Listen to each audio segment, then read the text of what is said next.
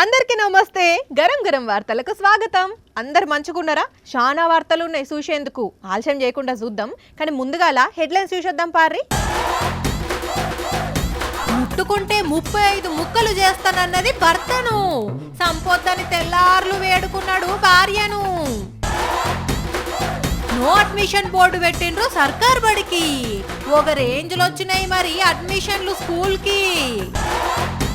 పాటలతో పిచ్చెక్కిస్తున్న రాజేషు. తీరెడ్డి నీ ముట్టుకుంటే బొగ్గు మంది పచ్చ ఎండుగడ్డి. లగ్గం చేసుకొని ప్రియునితోని కలిసి పెనిమిటిని చంపిన ముచ్చటని చూసినాం. నిన్నటికి నిన్న గద్వాల జిల్లాలో కూడా ఒక కొత్త పెండ్లి కొడుకును పెండ్లి పిల్ల చంపేస్తే ముక్కు మీద వేలేసుకున్నాం. ఈ వార్త చెప్పుకుంటుంటేనే పట్నంలో ఒక 10th క్లాసు పిల్ల ప్రియునితోని కలిసి తల్లిని చంపిన వార్తని కూడా చూసినాం. అందరం భయపడ్డాం. అసలు ఏమైతున్నది, ఎందుకు చంపుతున్నారని చర్చ పెడుతున్నారు కదా. ఇక ఈ భయాలు పోకముందే ఇటు చూడండి ఏం జరిగిందో. ముట్టుకుంటే 35 ముక్కలు చేస్తా, చూసినావు కదా, కచ్చా కసా కసా పొడి చేస్తా, నిన్ను చూస్తేనే నా కండ్లు మండుతున్నాయి, నువ్వు నా మొగుడివేందిరా, చల్ నోరు మూసుకో, నాకు కోపం తెలియదు, గట్టిగా అరుస్తే నేనే లబ్బ మొత్తుకొని నీ పరువు తీస్తా అని శోభనం రోజు రాత్రే మొగునికి సుక్కలు చూపెట్టింది. ఇగో ఈ కొత్త పెండ్లి పిల్ల. చెప్పవే అన్న, అసొంటామే మరి నిన్నెందుకు పెండ్లి చేసుకున్నదటనే? मैं तो बहुत खुश था सर उस दिन, और रात को जो है जब मैं गया लड़की के पास तो सर वो चाकू ली हुई थी. ఇదట అసలు ముచ్చట. మా వాళ్ళు వద్దంట అంటే నీతోని లగ్గం చేసిండ్రు, కానీ నీతోని నేను ఉండను అని రాత్రంతా రచ్చరచ్చ చేస్తుంటే తెల్లారి పెద్ద మనుషుల్లో పెట్టిండ్రట. కానీ అప్పుడు తలకాయ ఊపి ఇంటికి వచ్చినాక మళ్ళా పాత పాటే పాడేసరికి ఇక నా వల్ల కాదని అమ్మాయి అవ్వయ్యలకు ఫోన్ కొడుతుంటే రాత్రికి రాత్రే ఇంట్లోకెళ్ళి ఇట్లా బయటికెళ్ళి లవర్తోని పోయిందట. కానీ చూసిండ్రానుల్లా ఎంత పని చేసిందో. శోభనం రోజు రాత్రి పాల గిలాసాతోని రూమ్లకు పోతారని అంటుంటే ఇన్నాం గాని కత్తి తీసుకుపోయి వార్నింగ్ ఇచ్చిందంటే చూడుండ్రి ఎట్లున్నదో తమాషా.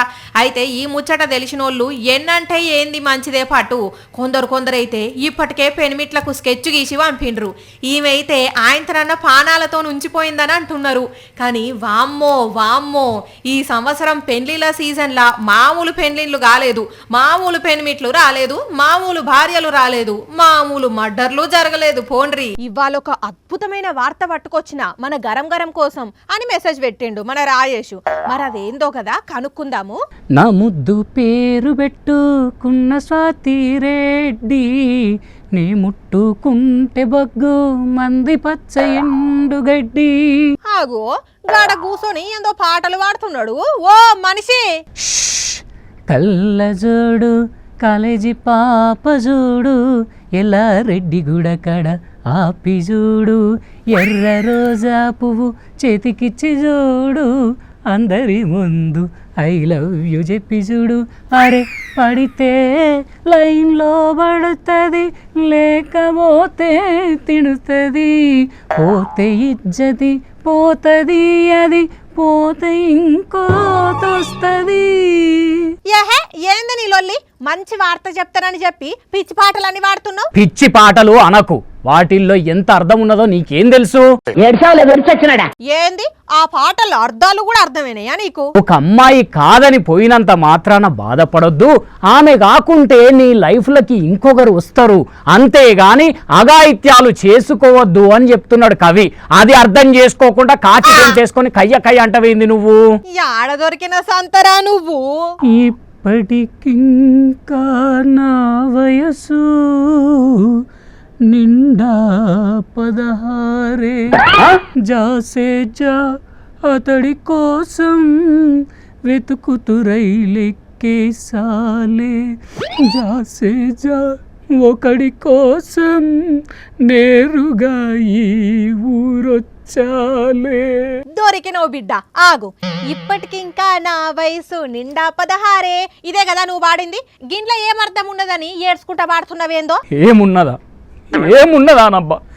జాసే జా అతడి కోసం వెతుకుతూ రైలెక్కేసాలే, జాసే జా ఒకడి కోసం నేరుగా ఈ ఊరొచ్చాలే అంటున్నది ఆమె. అంటే ఒక 16 ఏండ్ల పిల్ల దగ్గర పాపం వాడెవ్వడో పైసలు తీసుకొని పరారైతే వాడిని ఎతుక్కుంటే ఈ ఊరు వచ్చిన రైలెక్కి అని చెప్తున్నది ఆమె కష్టాన్ని ఎక్కిరిస్తున్నావు నువ్వు, నీకు అర్థమవుతుందా? నీకు దండం పెడతా, జర పాటలు ఆపి వార్త చెప్తావా? పాటలు వాడుడే వార్త. పాటలు వాడు వార్త ఏంది? దామాకేమన్నా ఖరాబ్ అయిందా? అయ్యో, పాటలు వాడితే మైండ్ ఫుల్ రిలాక్స్ అవుతుంది అంజలి. రిలాక్సేషన్ కోసం పాటలు వింటారు, పాడరు. అందరు అదే అనుకొని మోసపోయినరు ఇన్ని రోజులు. పాటలు వినడం కంటే పాడితేనే మైండ్ రిలాక్స్ అవుతుందని చెప్తున్నది శాన్ఫోర్డ్ యూనివర్సిటీ. పాటలు పాడితే ఒత్తిడి తగ్గుతుందట. ఎండార్ఫిన్స్ ఇంకా ఆక్సిటోసిన్ అనే పాజిటివ్ హార్మోన్లు రిలీజ్ అయ్యి కార్టిసాల్ అనే ఒత్తిడి కలిగించే హార్మోన్ తగ్గిస్తాయట తెలుసా? సరే పాడితే వాడుకోగాని ఐటమ్ సాంగులను ఎందుకు అట్లా సాగర తీసి పాడుతున్నావు? అరే పాడేదే రిలాక్సేషన్ కోసం, అట్లాంటప్పుడు అరుపులు కేకలతో కాకుండా ఇట్లా సాఫ్ట్గా వాడితే ఎంత హాయిగా ఉంటుంది తెలుసా? అందుకే వాడిన. అసలు నేను ఇట్లా నిమ్మలంగా వాడుతున్నా కాబట్టి ఈ పాటలల్లో ఇంత అర్థం ఉన్నదని అర్థమైంది నాకు. అర్థం పర్థం లేని పాటల్లో అర్థాలు ఎతికినవంటే నువ్వేందో అర్థమవుతున్నది కానీ నడువిగా అన్నట్టు చెప్పుడు మర్చిపోయినా, గ్రూప్గా కూర్చొని పాటలు పాడుకుంటే ఇంకెక్కువ లాభాలున్నాయట. మానవ సంబంధాలు బలపడతాయట. మస్తు రిలీఫ్ అనిపిస్తుందట మైండ్కు. కాబట్టి వార్తలు అయిపోగానే మన గరం టీం మొత్తాన్ని తీసుకొని రా, కలిసి వాడుకుందాం. మీరెక్కడుంటే నేనిక్కడుంటే పాటలు పాడేదెలా అని. వామ్మో, ఈ పాటలు వద్దు మాకు ఆ పాటలు వద్దయ్యా. పాడుకో గజాల, నువ్వు ఒక్కనివే పాడుకో పిచ్చోన్ తీరుగా, నేను ఉంటా ఇక. పిచ్చిదానా పో. కిస్సు కిస్సు కీసుక్కు. మరిది ఎంతవరకు నిజమో గాని ముచ్చటైతే ఎరికైంది కదా. మరిగా ఇన్నొద్దులు బాత్రూమ్ సింగర్ ఉన్నోళ్ళు బయటికి వాడుకొని రిలాక్స్ అటగండ్రి. కానీ రిజల్ట్ కు మాకు సంబంధం లేదమ్మా. Terms and conditions apply. దొంగలు దొంగతనం చేసి పోలీసులకు పట్టుబడితే ఏం చేస్తారు? ఒకవేళ కొడితే కొడతారు, లేకుంటే స్టేషన్ కు తీసుకుపోయి కూసోబెట్టి అటెంక చట్టపరంగా చర్యలు తీసుకుంటారు. ఇక అప్పుడు చిన్న చిన్న దొంగతనాలకు తొందరగా బెయిల్ వస్తుంది, కానీ పెద్ద పెద్ద దొంగతనాలకు బెయిల్ వచ్చుడు లేట్ అవుతుంది. చాలా తీర్ల జరుగుతుంది కదా విచారణ.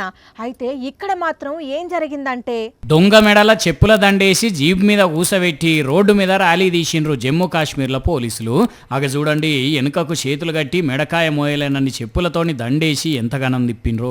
మరి అంత పెద్ద దొంగతనం ఏం చేసిండు? ఎందుకు పోలీసులు ఇంత సీరియస్ యాక్షన్ తీసుకున్నారు అంటే, ఈ మోతెవరి ఒక మెడికల్ షాప్ దగ్గర ఒకరు మందులు కొంటుంటే 40,000 రూపాయలు ఎత్తుకొని ఉరికిండట.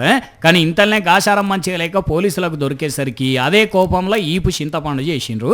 ఇంతల్నే ఒక పోలీసు ఇట్లా చెప్పుల దండలేపించి ఊరేగించిండు. మరి పోలీసులు ఏ ఉద్దేశంతో ఇట్లా ర్యాలీ తీసిండ్రో కానీ దీని మీద చాలా మంది తలో మాట అంటున్నారు.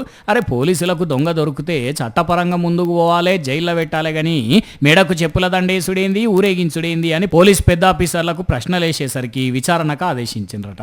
చూడాలి మరి ఇక కేసు ఎటు టర్నింగ్ తీసుకుంటుందో. కానీ 40,000 రూపాయల దొంగతనానికి ఎంతగానం ఇజ్జత్ పోయిందో, పంచాది ఎక్కడికి చేరిందో చూడండి. ఇక ప్రైవేటు స్కూళ్ళు కాలేజీల దందా ఎట్లుంటది?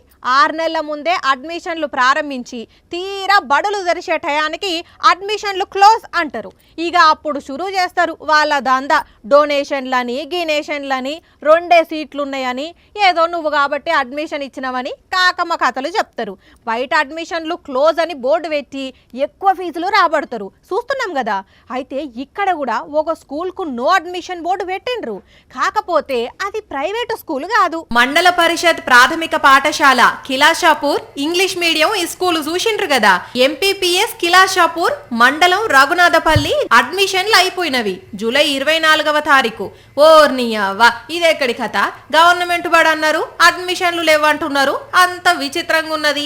అంతగనమే ఉన్నది ఈ బడిలా అంటే చదువున్నది.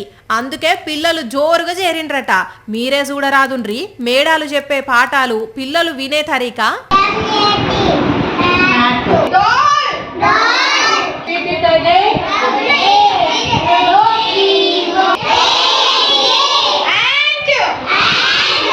మరి స్కూలు ఇంతగానో ఫేమస్ ఎందుకయిందో, అసలు ఎందుకు ఈ బడినే పిల్లల తల్లిదండ్రులు కోరుకుంటున్నారో హెచ్ఎం సార్ చెప్తాడు. చెప్పండి సార్. జ్ఞాన విహార యాత్రకు తీసుకెళ్లడం పిల్లల్ని, తర్వాత మండల స్థాయిలో జరిగినటువంటి ప్రజ్ఞోత్సవ కార్యక్రమంలో 10 అంశాల్లో పోటీ ఉంటే మా విద్యార్థులే 7 అంశాల్లో గెలుపొంది మండలంలోనే మొదటి స్థానంలో ఉన్నాము.